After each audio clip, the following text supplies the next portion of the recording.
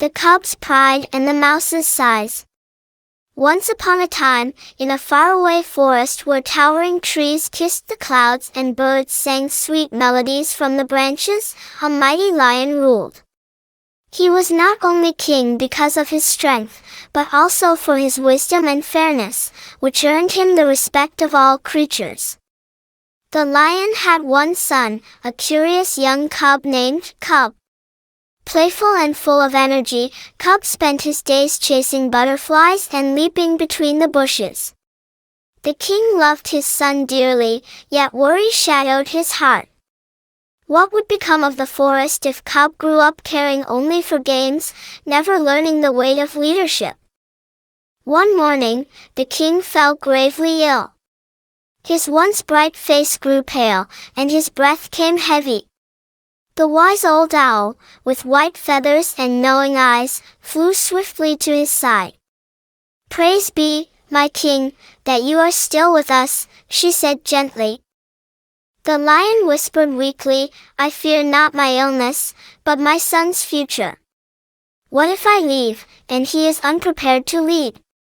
The owl thought for a moment, then replied, "Shall I offer an idea? Let every creature of the forest try to teach the young prince a lesson in life or leadership. The one who succeeds shall be rewarded. But keep the true purpose hidden, so the lesson comes through experience, not words." The lion smiled faintly, the first smile in days. "A brilliant idea," he agreed. The very next morning, he summoned all the animals and declared, "I offer a great reward to whoever teaches my son a lesson worthy of a future king. Do so without telling him your intent." The animals cheered with excitement, already planning how to shape the young cub's heart. That same day, the king called for Cub. With a firm but loving tone, he said, "My son, you will one day rule this forest. You are no longer too small to waste your time on play. In my absence, you must go and learn from the creatures around you. Write down every lesson they give you, these lessons will be your true crown."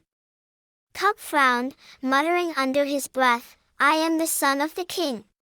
Why should I learn from such simple animals? It is beneath me."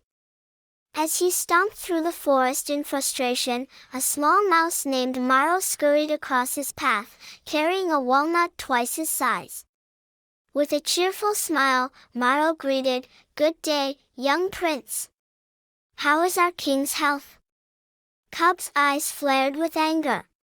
He roared, "How dare you speak to me so casually? Do you not know who I am?"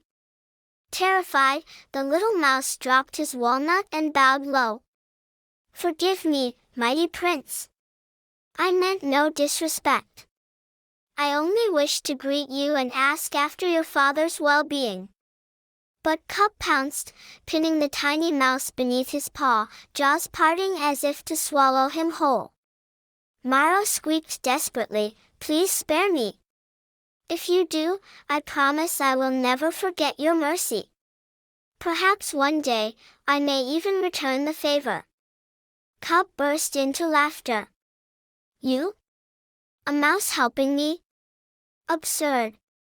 A creature no bigger than a berry saving a lion? Impossible."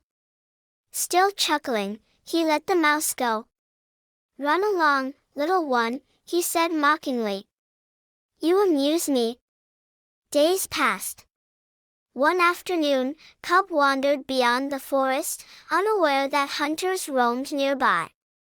A sharp sting pierced his shoulder, a dart filled with sleep. The world spun, and soon he collapsed. The hunters tied him tightly to a tree, planning to return with a cart and carry him away to the city.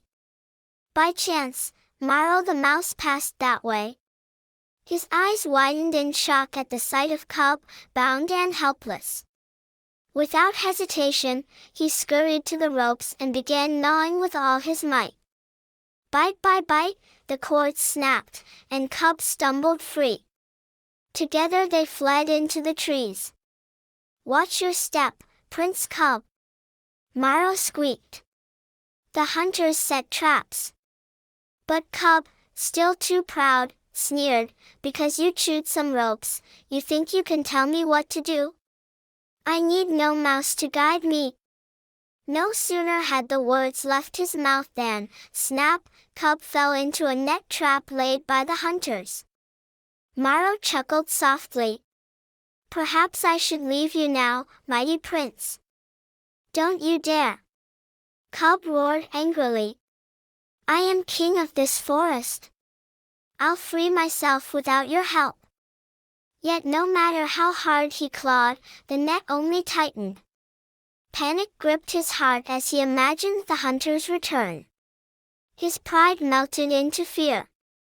At last, Cub cried out, Maro, my friend. Forgive me for my arrogance. Please help me, I need you. From nearby came the mouse's calm voice, I never truly left. Listen well, young prince, greatness is not measured by size or strength, but by deeds. Even the mightiest need help from the smallest.